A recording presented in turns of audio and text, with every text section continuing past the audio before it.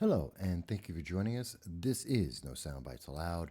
I am your host, Michael Voss, Dragon of the Southern Tier. I'm happy to be here with you today. It is January 24th, and for those who are not familiar, this is one of our backup systems. Our main system, our main computer, is dead, and so we're trying to fix that.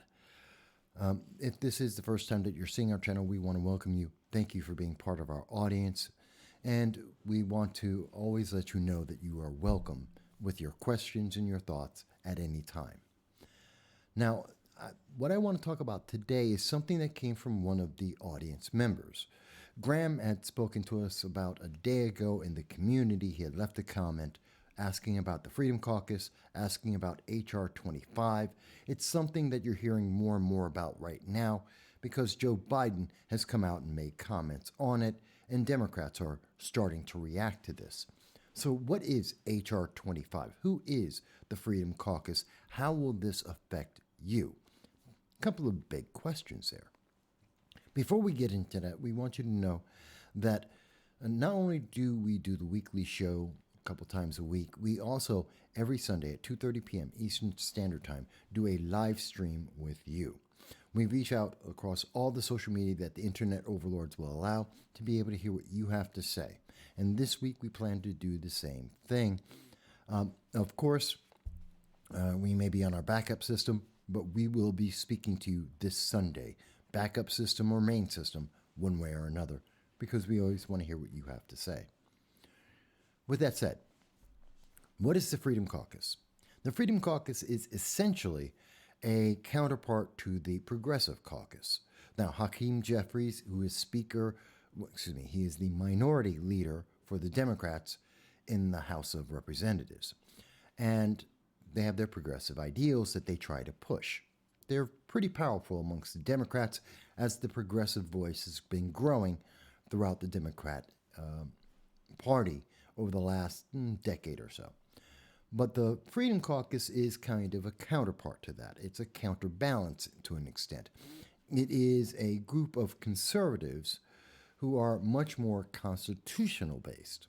It is a much smaller faction in Congress. It is a small part of the Republicans.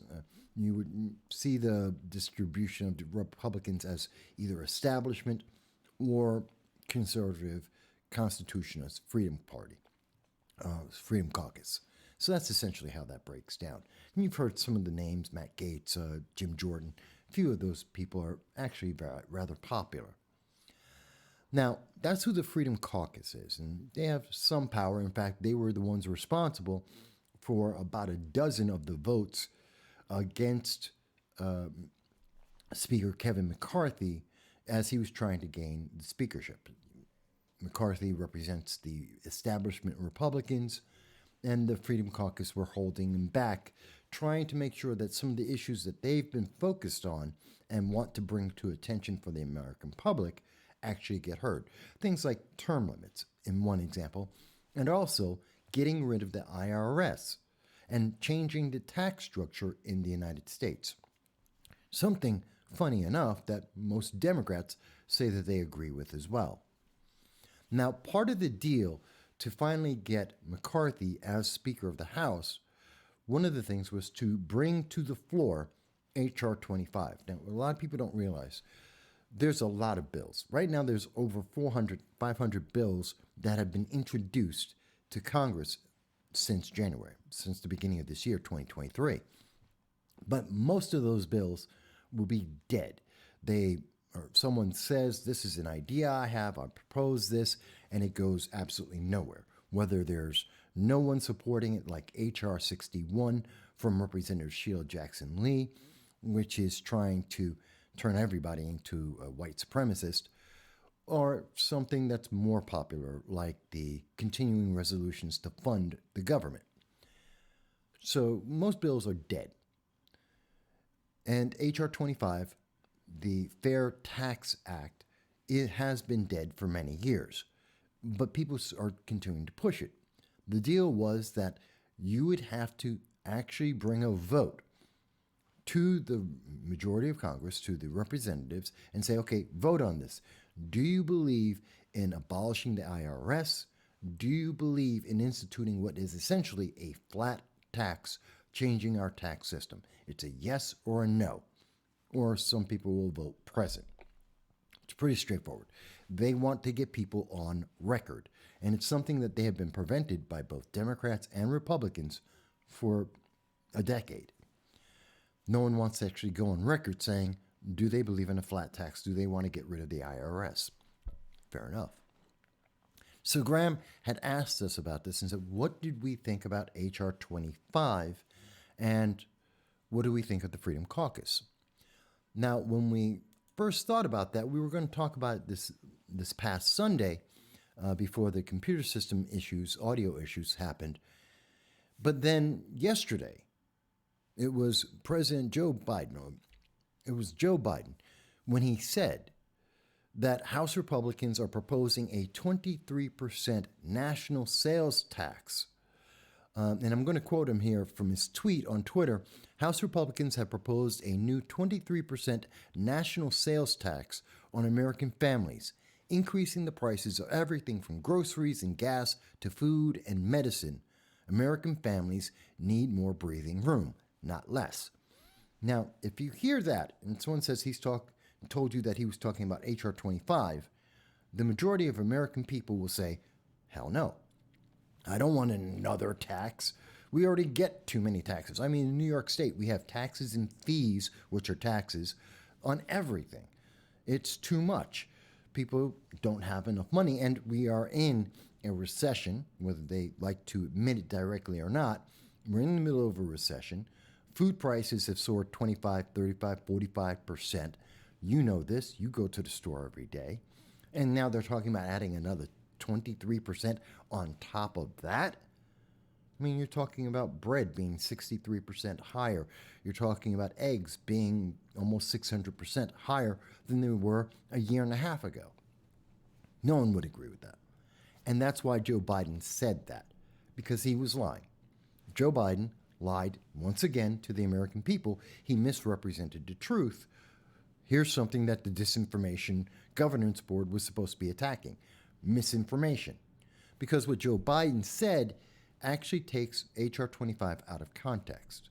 In fact, even on Twitter, various readers had to add that the bill does put in place a 23% national sales tax. That is what the Fair Tax Act does. It creates a 23% tax. Except it also, at the same time, gets rid of income tax. It gets rid of payroll tax. It gets rid of the estate tax. So you're losing a bunch of the taxes that people are suffering on a regular basis. In addition, it provides refunds and credits to families as we transition from the current tax system to this flat tax, and it allows for various other rebates to families to also help them through this process. And it would also remove the funding of the IRS, and depending on a couple of other factors, it may actually eliminate its own tax, or all taxes in the United States. This is important. See, that's the big thing. Joe Biden lied to the American people, said, oh no, we're going to be putting in a new tax. In fact, when I commented on it on Twitter, I said the difference between Democrats on taxes and everyone else is that Democrats add taxes. They don't cut taxes, they don't reduce taxes, they don't remove taxes, they add taxes. So you're always getting another tax on another group, whether it's the rich or billionaires, millionaires, the middle class, always and ultimately the most poor in our nation. They're always adding new taxes to back up and pay for the spending that they love to do, but they never get rid of a tax. Democrats have never seen a tax they don't like and don't promote. Whether that's in New York State, California, or across the country, it's always the same.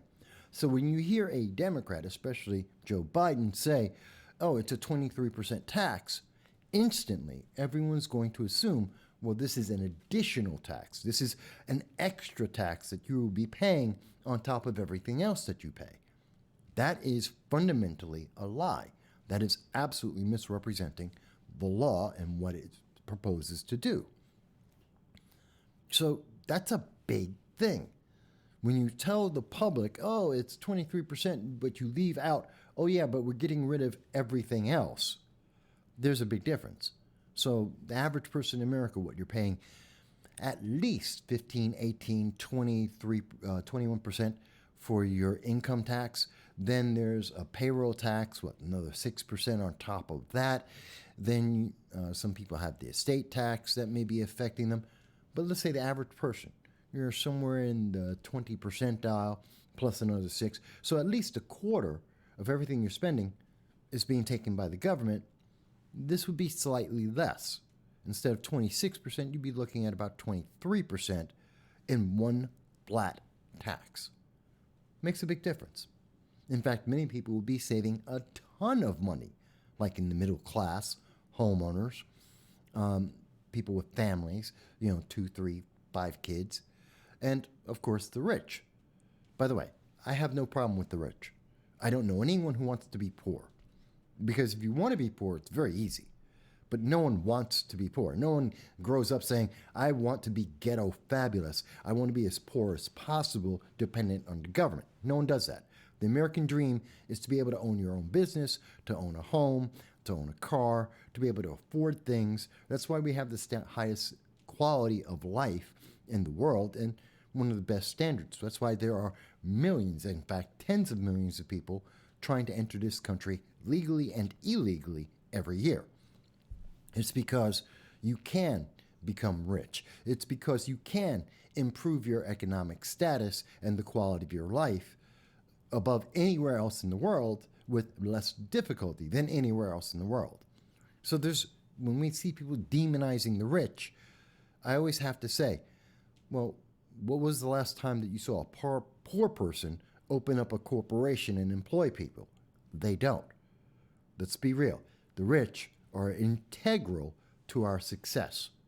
And there's nothing wrong with being rich.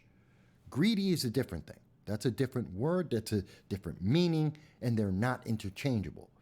Being rich and being greedy are not inherent. We kind of understand that. So the question I have when I was looking through this is, okay, so what does this bill do? Well, it wouldn't even take impact. It wouldn't even start affecting things until 2025. So it's already disingenuous for the Democrat credit card bill to adjust, for the government to adjust, so that everything works smoothly and everyone has a chance to be involved. Also, it gives you a chance by taking this time to actually think through the process, to consider the consequences. You remember when, maybe some of my viewers are too young, but in 2010,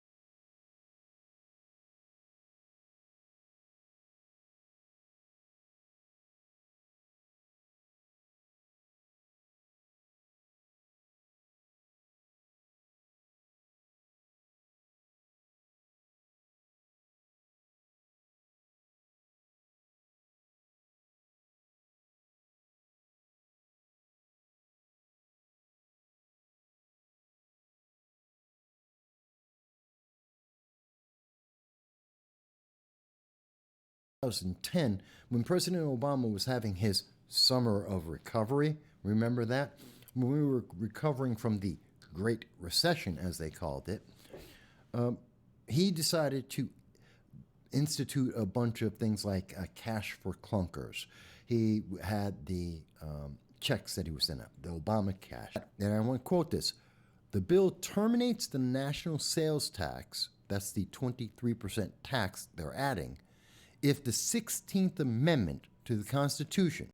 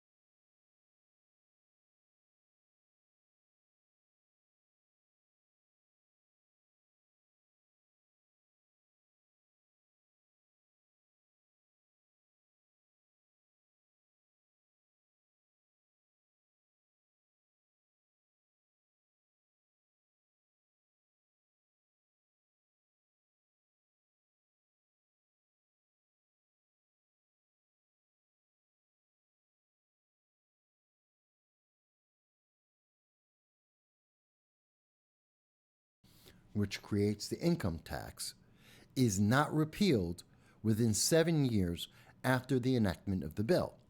So that means in 2030, if this bill goes through, in 2030, you either have to repeal the 16th Amendment or the national tax, we revert back to what we had before.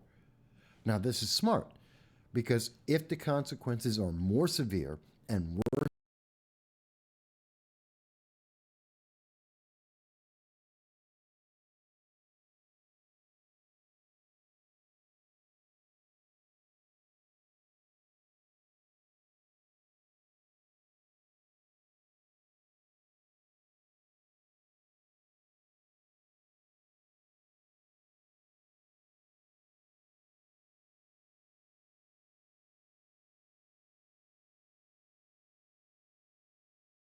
for the American people, then the alternative, why do you want to continue it?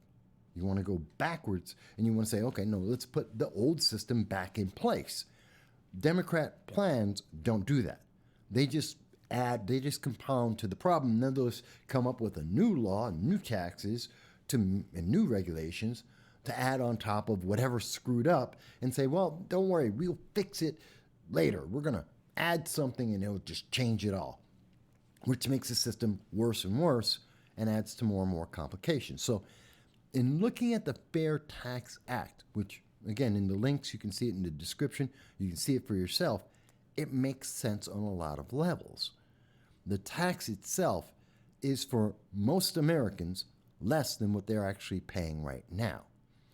It is something that takes into account what are the absolute needs of the United States and limits the government on where it's spending all its money.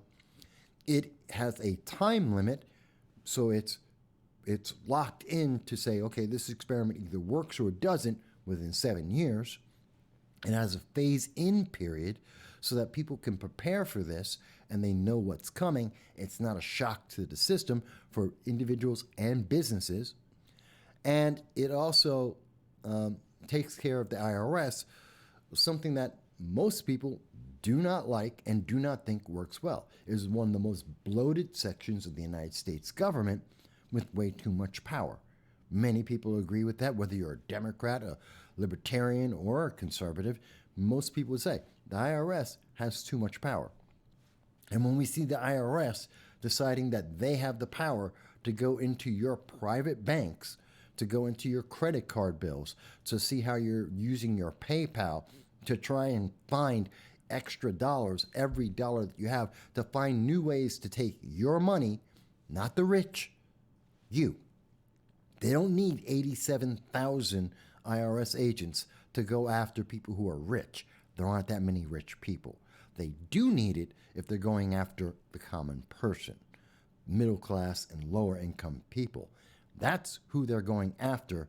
That's why they're getting all these agents and these documents from PayPal and Instacash and all the rest of them. So that's just too much power. I also don't particularly like the fact that many of those 87,000 agents are required to be carrying guns. Why does an accountant need a gun? I don't know. That is a gun to execute their job. It's part of their job to carry a gun. If you're only looking at my bank records, why do you need a firearm? Why do you have to be required, and part of the requirement of the job is to be able to, are you willing to shoot people?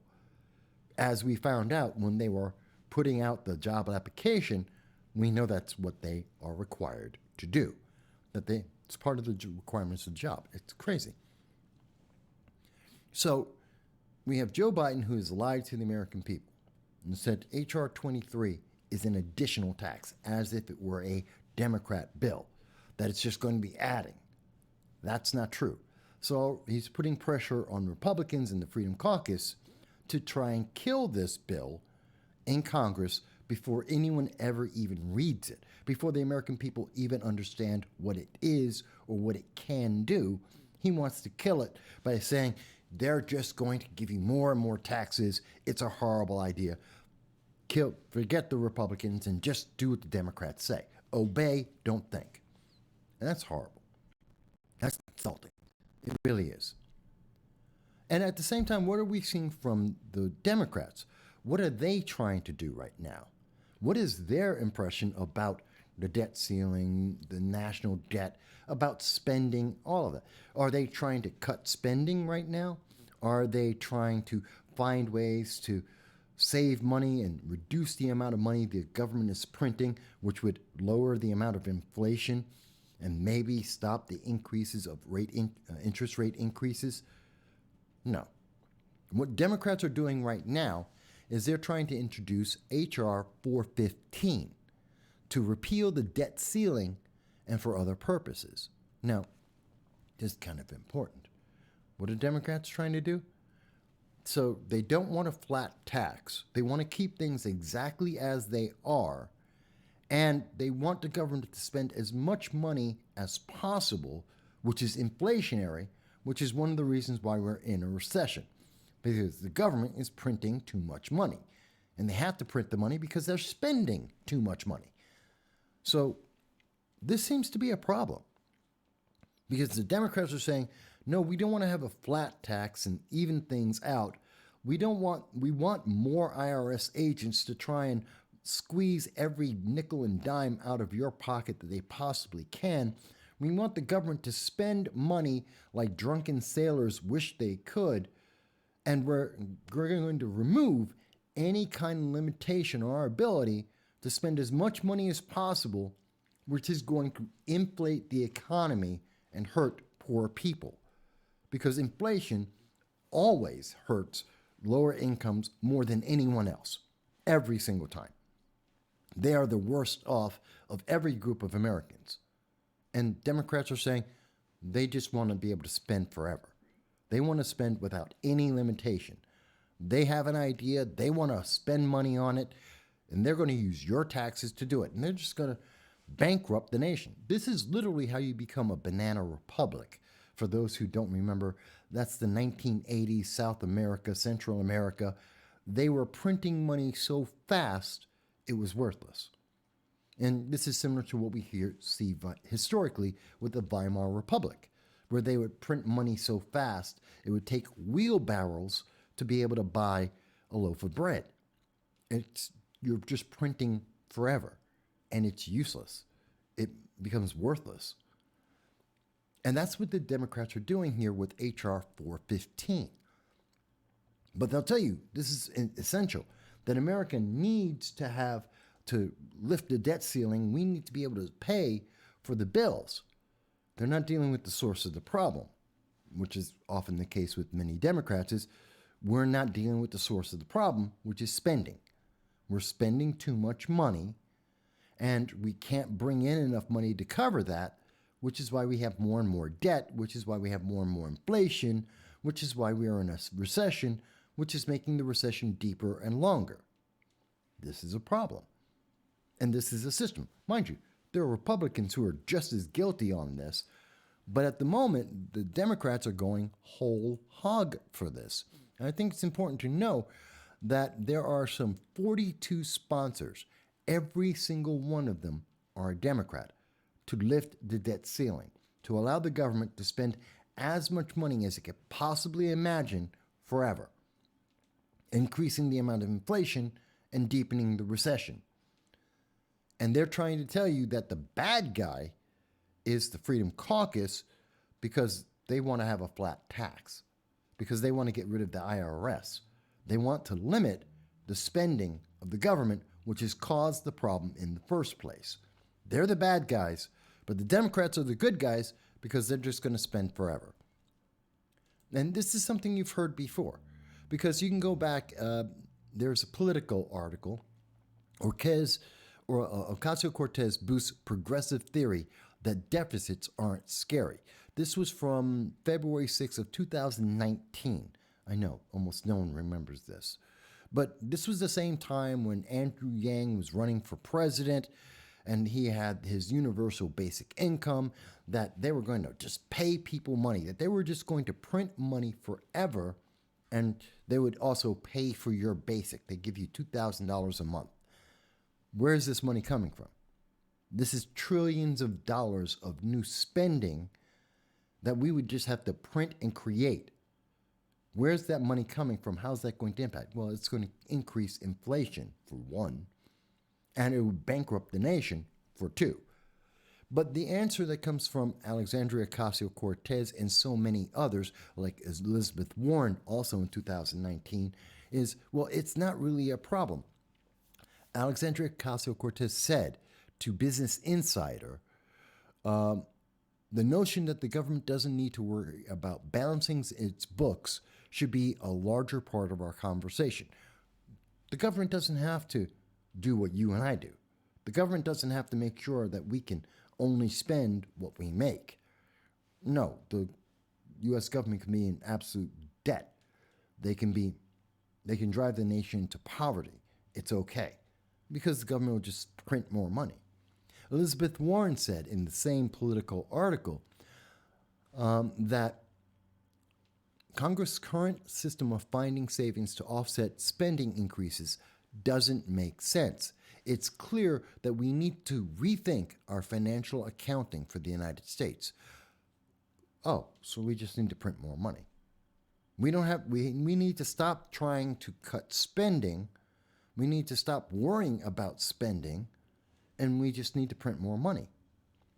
And now there is a word for this. The theory is called modern monetary theory. It's from a Stephanie Kelton, is the one who pushed this idea. It's actually not that new. And one of the big proponents for it is Bernie Sanders, a communist, a self-avowed communist. Bernie Sanders says this is a great idea. The same man who said that America should copy Venezuela, a country where people are starving to death, where disease is rampant, and the government is killing its own people. Yeah, that's what Bernie Sanders wants. He wanted America to be just like that. And he also thinks that this is a great idea, that we just print money forever. That we'll just print money and no one will care. The basis of this modern monetary theory is, well, the United States government is too big. No one's ever going to call us on debt. And it doesn't really ever matter because we're just going to keep printing more money because we're going to keep spending more money, so it doesn't matter. And at the end of the day, it'll all even itself out. And even though there's going to be some inflation there, well, no problem. We'll just raise interest rates and that will take care of it. Notice, this isn't good for you. The idea of the theory is, well, there's too much money. Well, between inflation and increasing interest rates, that will take money out of the system. It'll slow down the spending of you, not the government, and so that'll make things all right, which means it's going to hurt you. Poor people will be hurt more than anyone else.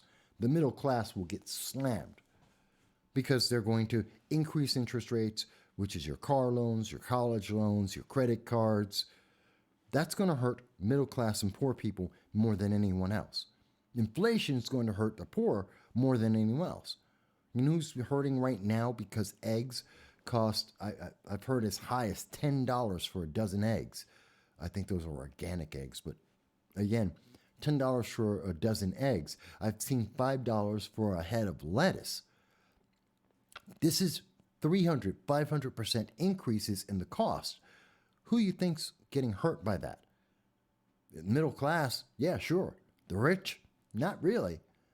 The poor people. And this is what they want to institute, and this is their catch-all. If there's too much spending by the government, there'll just be more inflation, and there'll be more interest rate increases, and that'll take care of it. This is a stupid idea. And it's not a surprise that Andrew Yang was one of the biggest proponents of this, along with Alexandria Ocasio-Cortez and Bernie Sanders. Three individuals who really can't do math and are horrible at their job. It's not just me saying that. When Andrew Yang was running for New York City mayor, it was the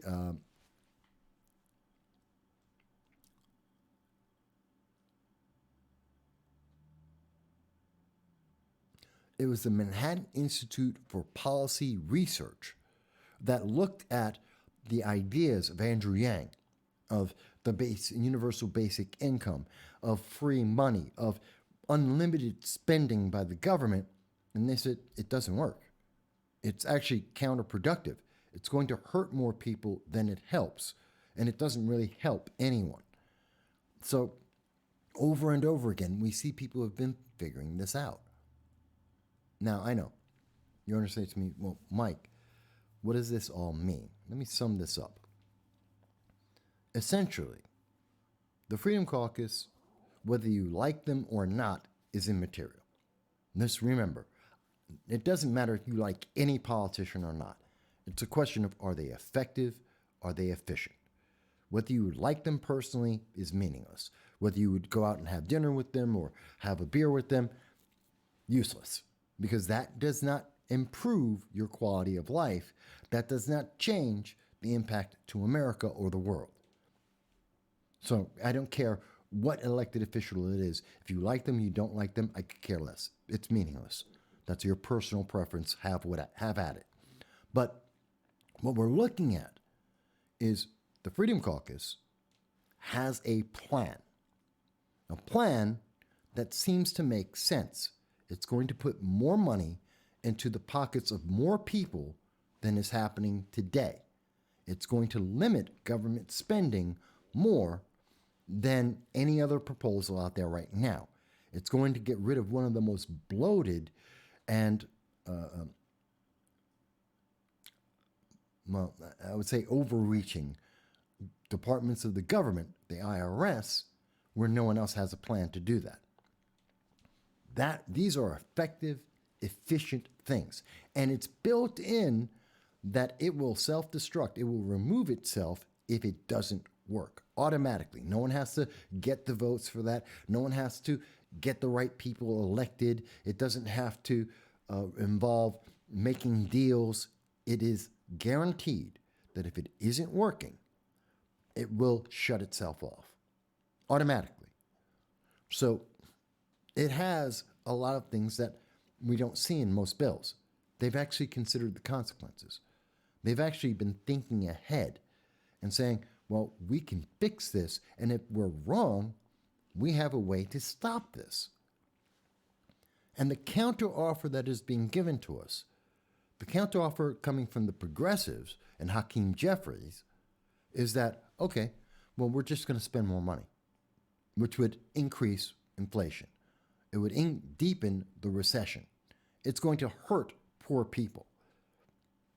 And they're okay with that because we have to do this. We have to spend money. We have to spend $200 million in Pakistan to teach Pakistanis to do something their culture and their government do not want. That we have to spend money in Jordan for their border walls because we have to spend this money on all these progressive ideas that have not been effective or efficient ever. That doesn't seem to make a whole lot of sense to me. So to go back to Graham and to speak to Betsy, who's asked me about this in the audience, I want to say, well, do I think the Freedom Caucus is good? Yeah, I always think it's good to have more constitutional-based members of our government involved. I do like their goal. I think this is a smart idea. They have a lot of smart people. Do I agree with them on everything? No. But I think this makes sense.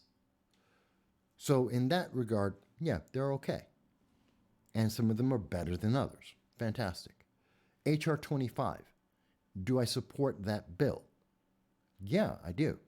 I think it's the best plan we've heard in quite some time. I was a big fan of Herman Cain's 999 plan, which is also another flat tax idea. I like this plan, H.R. 25, because it gets rid of the IRS, as well as limiting spending, and it has a stopgap, a escape clause already built in. And it's taking the time to phase itself in so people can adjust to the system rather than a shock to the system of just changing things overnight. So people can get used to this and adjust their lives towards this. So it has all of the things that are necessary to make it effective and efficient. I like that. That's what our government's supposed to do. Not to just go willy-nilly and run an experiment, and if it doesn't work, just run another experiment. No, be accountable for the things you did. Make sure that you can fix a problem if you created a problem that you didn't expect. It does that. So I think H.R. 25 is a great idea. I think it's dishonest for Joe Biden and the Democrats to try and lie to the American people and say, well, this is just an additional tax because that's what they would do. That's just outright wrong, which means they're afraid. It means they're afraid because it doesn't let them do what they really want to do, which we see in H.R. 415, which is just spend the hell out of everything. They want to make America paupers. They want us to be a banana republic. They want the dollar to be virtually worthless. And that's not good for anyone because that's what unlimited spending is. It's the same idea that if you had a teenager and you give them a gold card, a credit card, with a open balance and just said, okay, here you go.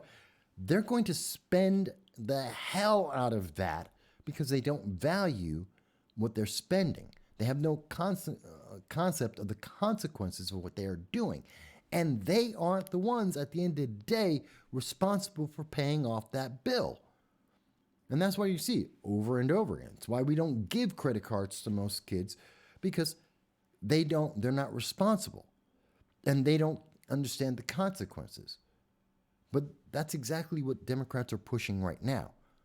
They want to spend forever as much as they want on whatever they want, regardless of how it affects anyone else, even when we have seen that their plans over and over again for decades hurt the very people they say they're going to help. So if I'm balancing H.R. 25 and H.R. 415, I have to go with H.R. 25. It's the better plan. It's the better system. It's the better process. It has the potential for a better outcome than what Democrats are pushing right now, saying, well, this is the progressive way to go.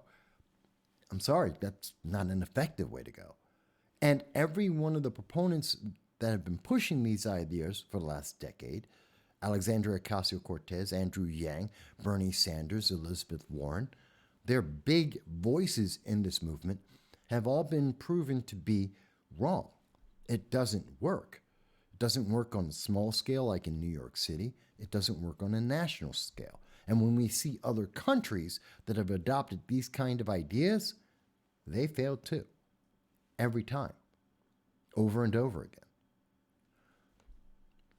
So I just wanted to take some time, and I know this format's a little different, sound, audio, all that's a little different, so I thank you for being here with me. I'm going to try and see if I can do the editing. Can't guarantee I'll get it right. But this is our backup system. We're working on getting our main system up and better so that you'll have a higher quality. We always want to maintain the best quality that we can. We thank you for giving us the opportunity to still be able to reach out to you. And we are paying attention to every comment that you guys make, every question that you ask us. And we do try and follow up as fast as we can on all of that. And that's why we invite you every Sunday at 2:30 p.m. Eastern Standard Time to join us in our live stream when we address all of these issues, all of the questions that you have on all the subjects that matter to you from anywhere in the world. And we're never going to stop doing that. We're always going to be here for you. So with that said, I want to thank you again. I hope you have a great day, and I hope this turned out well. I'll talk to you soon.